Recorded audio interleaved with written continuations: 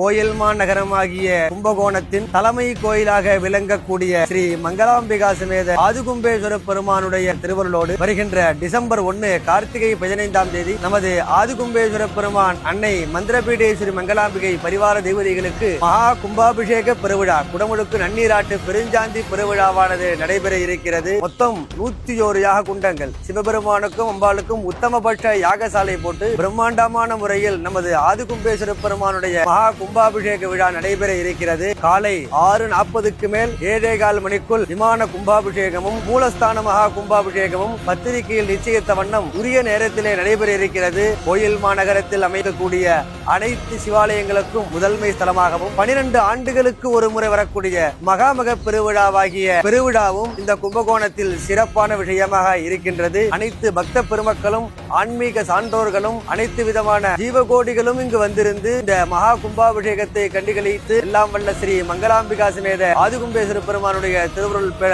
வேண்டுகிறோம்.